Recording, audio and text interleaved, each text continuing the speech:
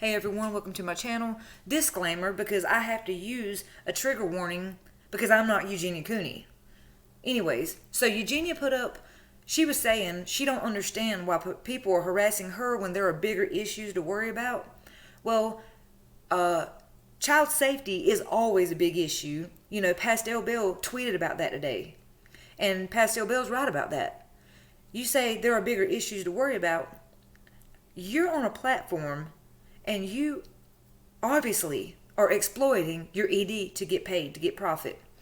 And while YouTube and Twitch claims they have all these rules about self-harm and all this stuff on their platforms, they obviously pick and choose who has to follow the rules, because I know if I show this cigarette or that glass of wine or that bottle of liquor going in my mouth, that's considered self-harm. What she's doing is self-harm. And they can't say it just started, because this has been years of her doing it. So my issue is there have been several children who have come out and said that they strive to look like Eugenia because they feel like they need to lose weight. They feel like they need to be skinny. They feel like they call her the skeleton queen. No, she's the queen of gaslighting. If you want to call her anything, call her the gaslight queen, because that's what it is. That's how she does people. That's how she does everything. Shane Dawson goes over there to do a documentary. It's like an episode of MTV Cribs. They walk around her property talking about all the crap and the toys and material stuff she has laying around. They barely touch on the eating disorder subject. And, I mean, literally hop around the subject like a bunny. But not before all that. We get like 10-15 minutes of him driving from his house to her house. The return of Eugenia Cooney. Over 27 million views as of 2019, so you know it's more by now. Shane Dawson. It's known, his platform, on his demographics, it is a known fact that his audience is young. So the fact that he went and done that video with Eugenia and added her into his mix and gained her over 600,000 subscribers from his channel, mostly young people, what a crap move. All for profit. All for a little bit of moolah, right? I will never understand how these people can sleep at night. I'll never understand it. I may talk a lot of junk. You know, I may, ride somebody's butt a little bit because, they put this video, that video, or I call out this person for being the P word or APIST, something like that. But you'll never see me get on here and self-harm knowing that I have the audience that they have, or even my audience that I have right now of 99 people. You'll never see me self-harm. And you'll never see me profit from self-harming on any platform. It's so disgusting, and it's just so shocking that any platform would allow it. But yet I cannot hold that glass of wine up here because that's considered self-harm. That's what they told Jacqueline Glenn. Her holding that glass of wine and taking a sip, that's promoting self-harm. But Eugenia, showing every shot that she shows is her head cut off, and it shows from here down of her malnourished body. That's fine though with these platforms. They're fine with that because they're making money off of her, and she's making money off of her eating disorder. That's the sad but true part. And you know what's worse? Is the fact that when people call her out, she has the nerve to say, I don't understand why people are bullying me and harassing me, and then puts on this fake little smile and puts the mask on, pretend like nothing's wrong, and gaslights the heck out of everybody. Meanwhile, knowing she's influencing so many people, not just kids and teens, but adults too. Adults who are dealing with severe ED, severe depression, people going through COVID right now, people who are actually starving because they don't have a job or they've lost their jobs and they don't have food.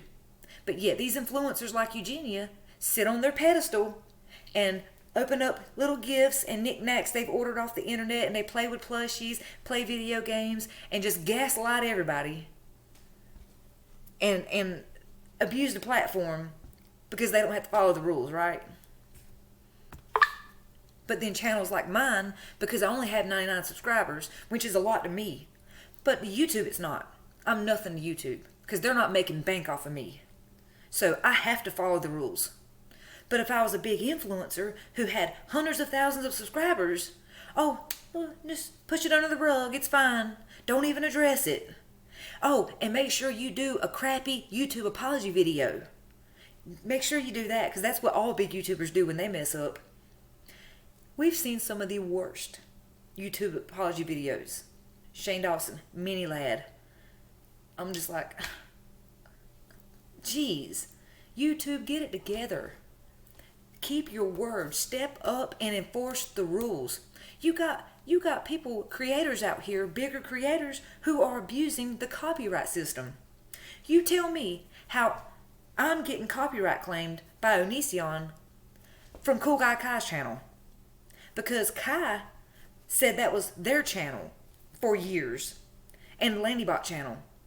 Then I use a few seconds of content to talk about, Sarah and the whole situation, the allegations. And then I'm getting a little notice that my video has been copyright claimed by Onision.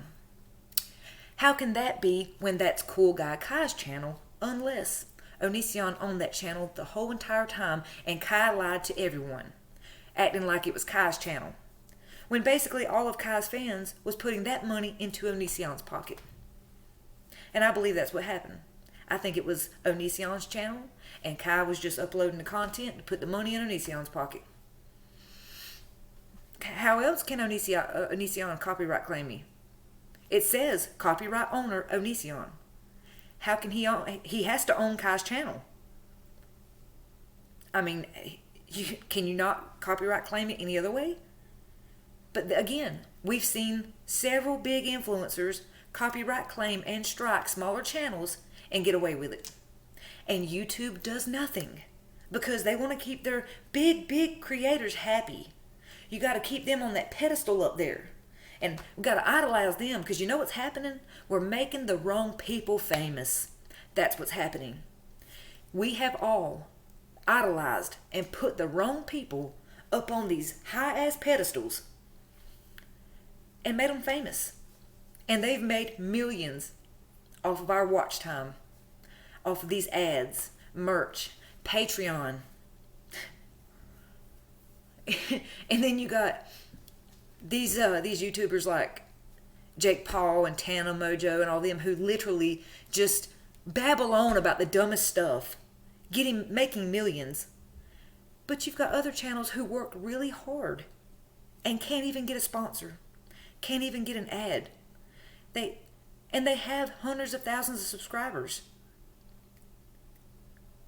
But YouTube and other, platforms don't push their names. There's a creator named Stephanie Harlow. She puts so much effort into her videos. Ready to glare. She does so much research. Both of these people do. Their videos are so informational, entertaining. You get the little YouTube thing to ask you, is it informative, useful, entertaining, and yes. But then you got these other creators like Tana who scammed her fans at TanaCom, and most of those fans didn't even get a refund after they got scammed, and she's still on these platforms making dough. Why are we making these people famous? Why? They're not even good. They're not even funny. They have no good content. I mean, yeah, I know it's like watching a dumpster fire. I get that. Or like watching a car crash that you just can't look away. I see people say that all the time. Still, it makes no sense. It makes no sense. Stop making these people famous. Stop putting these people up on such a high pedestal. We've seen it too many times. We've seen it with Dahvie. We've seen it with Shane. They're doing it now, like with Jeffree Star. Jeffree's already loaded. He brags about being so rich. You've seen it in Shane and his videos 24/7, how he's riding around and he's loaded. We get it. But he's still making so much money off YouTube. And because we're making these people famous. Then when something bad comes out, It's like, oh, well, that's just such and such. That's how they are. It shouldn't be that way. If they do something wrong, they should have to go by the rules just like we have to. I'm a smaller creator. And don't you think for 1 second that I don't have to follow every rule, because I do. Every video that I do has to be to the T, or my comments get disabled, my video gets deleted, my whole channel could get deleted. But you have seen these other bigger creators pull the most crap. Horrible, racist, sexist, homophobic stuff, just like the transformed wife.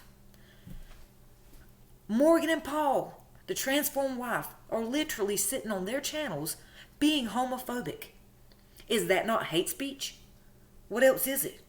The transformed wife is out here telling people that men cannot do a mother's job. While meanwhile here in America, we have a large number of men, single dads, raising their kids without anyone's help. We have a large number of women. We have a large number of gay families raising children. And she's over there on her whole ass channel telling people that gay people can't raise kids. Gay people, that men can't do a mother's job. Men can't be the mom. And then you got these other channels like Paul Morgan, being gay is a sin, and all this stuff. And you got these other ones saying being gay is a sin, you're going to be burning in hell. And homophobic is 2021. Why does YouTube allow these videos? Why don't they strike them down and delete them? I can't imagine that. I just can't imagine in 2021. Yes, I know we have freedom of speech, but there's also rules on these platforms. And YouTube has a whole guideline of rules. Like, okay, let's see. We're going to look up YouTube rules. YouTube rules 2020 is what this is. Community guidelines, how YouTube works. And this is supposed to be to protect all creators and the community. Our community guidelines are designed to ensure our community stays protected. They set out what's allowed and not allowed on YouTube and apply to all types of content on our platform, including videos, comments, links, and thumbnails. You'll find a full list of our community guidelines below. Spam and deceptive practices. I seen 4 videos alone in today that had something in the thumbnail, oh, such and such, this, and then once you click on the video, it had nothing to do with that. It was an outright lie. Those videos have been up for over a year, like a year or 2 years now. And they're making money off of them. They have ads. Because they're what? Say it again for the back. Bigger creators. Impersonation. Fake engagement. Links and content. Spam, deceptive practices and scams. Child safety. So, nudity and sexual content. Well, there is a channel that has naked yoga. You can see full vagine and full breast, naked, spread eagle, bending over. It's on YouTube. You type in naked yoga. I've got a video about it on my channel. So that's an outright lie. Suicide, self-injury. Wasn't there just a live streamer who killed his girlfriend? He was getting donations. He had abused her for months before he actually killed her. And nobody done anything to his channel. His channel actually was still up. It still hasn't been deleted. The video where he killed her was deleted. I can't remember if it was YouTube or Twitch. But again, his channel has not been deleted even though he killed his girlfriend on live stream. He abused her in videos before then. There are several videos of people abusing other people. And they don't take their channel or the videos. Harassment and cyberbullying, harmful or dangerous content. Why is Eugenia's content still up? Are they just going to wait until something really bad happens on a live stream or on Twitch before they do anything? Violent criminal organizations, hate speech. Hate speech. What does YouTube consider hate speech when you've got the transformed wife Paul and Morgan and Christian React channels calling gay people really bad names, bashing transgender people, saying that transgender people could never be parents. You've got so many Christian React channels who are so homophobic, and they don't even try to hide it. They actually put it in their thumbnails, in their titles, for the attention, to get the traffic. Content featuring firearms. That's interesting because I just watched a Fail Army video on one of them Fail channels where it was nothing but people shooting firearms. That's still up. Sale of illegal or regulated goods. So how has Dahvie Vanity, for years now, been selling his merch with Nintendo and Disney logos that he don't own on YouTube and other platforms? That's what I'm saying. They don't make the bigger creators follow the rules. And it sucks. It sucks for people like me with small channels who are really trying to follow the rules. Okay, violent or graphic content, hate speech, COVID-19 misinfo policy. Misinfo about COVID. But we got so many channels about not wearing a mask and how they're not going to wear a mask and how COVID isn't real and stuff. Why are those videos still up? I just don't understand. It's not fair. I mean, life isn't fair, but still, you're running a business here. YouTube is a huge platform that everyone, literally the whole world, uses every day. I mean, I don't understand why it's so hard to enforce rules. YouTube isn't lacking money. If one creator gets mad, let's say, okay, let's just use an example here. Let's say that YouTube tells Jake Paul, take that video down, you can't do that. And Jake Paul says, well, if I got to take it down, I'm walking and I'm done with YouTube. YouTube should say, okay, bye. Because they're billionaires, right? Millionaires, whatever. They're not lacking any money. If Jake Paul left YouTube today, it's not going to hurt YouTube. It's not even going to put a dent in their pockets. Because YouTube is being used every second of every day by someone. Hundreds of thousands of people are using YouTube every second of every day. They have made tons of money. So why not make all creators follow the rules? Eugenia is getting away with self-harm. The Christian Reacts, some of those channels are getting away with hate speech and homophobic speech. Then you got the other channels that are showing firearms. Then you've got some creators who have been caught texting children, sending and receiving nudes with children. Their channels aren't deleted. Their videos aren't deleted. Why? Like Mini Lad, their channels are still up and they're still making content on YouTube. Still taking Patreon, still taking merch, everything.